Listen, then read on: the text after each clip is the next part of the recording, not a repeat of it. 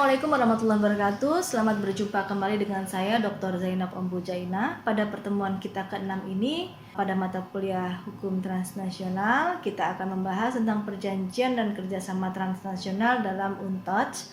Tetapi sebelum saya memberikan materi dalam perkuliahan kita, akan sedikit saya ulas pertemuan kita sebelumnya, bahwa dalam konteks Konvensi PBB tentang tindak pidana transnasional atau United Nations Convention Against Transnational Organized Crime atau UNTODS, tindak pidana transnasional yang terorganisasi itu dikualifikasikan antara lain: 1. Tindak pidana atas kesetaraan. Kemudian yang kedua, tindak pidana atas pencucian hasil tindak pidana. Kemudian tindak pidana korupsi. Dan yang terakhir, tindak pidana yang berkaitan dengan gangguan proses peradilan. Baik, pada pendahuluan materi kita pada hari ini, hukum pidana transnasional memiliki bentuk seperti hukum nasional, konvensi internasional, dan perjanjian internasional. Kemudian fokus materi kali ini adalah pada perjanjian internasional yang dibuat secara tertulis serta menimbulkan hak dan kewajiban di bidang hukum publik seperti penandatanganan, pengesahan, pertukaran dokumen, atau nota diplomatik. Konsepsi kerjasama internasional dalam konteks penegakan hukum pidana internasional. Kerjasama internasional merupakan sesuatu yang conditio sine qua non, yaitu berkaitan dengan sifat tindak pidana yang terjadi tidak hanya melibatkan dua yurisdiksi hukum atau lebih, juga mempunyai aspek internasional, yaitu ancaman terhadap keamanan dan perdamaian dunia ataupun menggoyahkan rasa kemanusiaan. Di dalam Undang-Undang Dasar Negara Republik Indonesia tahun 1945 pada pasal 11, di mana dasar hukum perjanjian internasional dalam konstitusi Undang-Undang Dasar 1945 telah mengalami perubahan, ialah pada pasal 11 yang menyatakan Presiden dengan persetujuan Dewan Perwakilan Rakyat menyatakan perang, membuat perdamaian dan perjanjian dengan negara lain.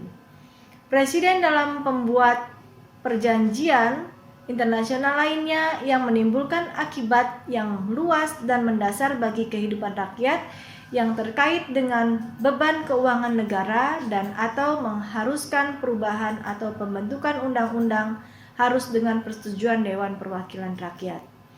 Dan ketentuan lebih lanjut tentang perjanjian internasional diatur dengan undang-undang. Pada pasal 9 KUHP, azas hukum pidana transnasional jelas harus memperhatikan hukum internasional, sebagaimana yang diatur di dalam pasal 9 KUHP, yang berbunyi bahwa penegakan hukum di Indonesia termasuk juga membentuk undang-undang harus memahami dengan sungguh kekuatan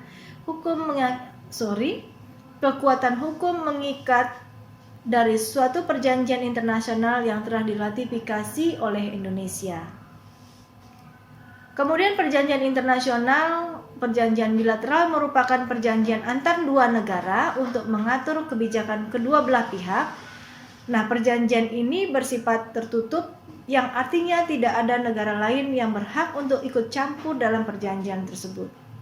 Sedangkan perjanjian multilateral merupakan perjanjian diadakan oleh beberapa negara untuk mengatur kepentingan bersama antara peserta perjanjian tersebut. Perjanjian ini dapat dilakukan oleh negara maupun yang telah sepakat untuk menjalani kerjasama. Kerjasama internasional dalam penegakan pidana transnasional, beberapa institusi hukum yang disebut dalam UNTODS yaitu ekstradisi pada pasal 16, pemidanaan narapidana pada pasal 17, penyelidikan bersama pada pasal 19, kemudian kerjasama dalam melakukan teknik-teknik penyelidikan khusus pada pasal 20, dan pemidanaan proses pidana pada pasal 21.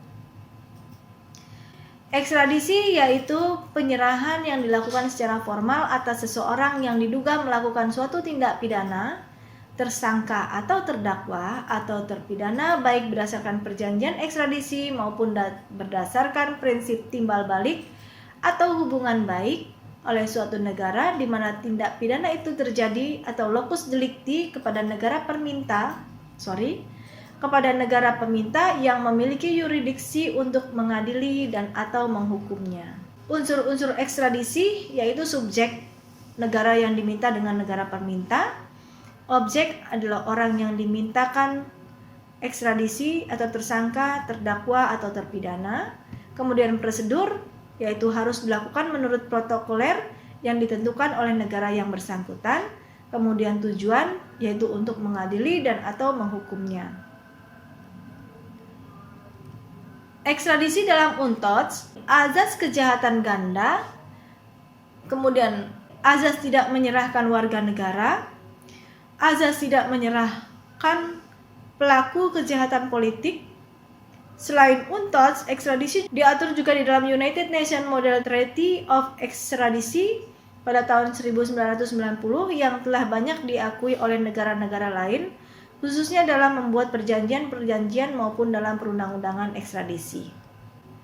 Di Indonesia, pemidanaan narapidana diatur dalam undang-undang seperti KUHP, Undang-Undang Nomor 12 Tahun 95 tentang Pemasyarakatan atau Undang-Undang Nomor 1 Tahun 2006 tentang bantuan timbal balik dalam masalah pidana. Meskipun tidak satu pasal pun secara eksplisit mengatur pemidanaan narapidana, namun semua undang-undang tersebut tidak melarang untuk melakukan perjanjian kerjasama pemindahan narapidana seperti yang dihimbau oleh UNTOD. Tentang kerjasama melakukan teknik-teknik penyelidikan khusus, mengenai teknik penyelidikan khusus sebagaimana diamanatkan di dalam UNTAS dalam peraturan perundang-undangan Indonesia, terutama dalam undang-undang di luar KUHP, sudah banyak mengaturnya, seperti Undang-Undang Nomor 1 Tahun 2002, contoh Undang-Undang Nomor 15 Tahun 2003 tentang pemberantasan tindak pidana terorisme. Jadi, tentang teknik penyelidikan khusus ini sesungguhnya sudah dapat dijadikan dasar untuk membuat perjanjian-perjanjian internasional dalam penegakan hukum pidana internasional. International Crime Court atau ICC adalah pengadilan pidana internasional yang didirikan pada tanggal 1 Juni 2002 yang bermarkas di Den Haag, Belanda. ICC memiliki wewenang untuk memeriksa dan mengadili kasus-kasus pidana internasional, termasuk kerjasama internasional yang memiliki kualifikasi sebagai tindak pidana transnasional atau internasional. Baik, dari materi yang sudah saya sampaikan, saya akan menyimpulkan bahwa konsepsi kerjasama internasional ini diatur dalam Undang-Undang Dasar Negara Republik Indonesia tahun 1945 pasal 11, kemudian pasal 9 KUHP, kemudian Undang-Undang Nomor 24 tahun 2000 tentang Perjanjian Internasional, kemudian tentang perjanjian internasional dan perjanjian internasional dalam penegakan hukum pidana transnasional. Demikian pertemuan kita pada hari ini. Saya tutup. Billahi taufiq wal hidayah. Wassalamualaikum warahmatullahi wabarakatuh.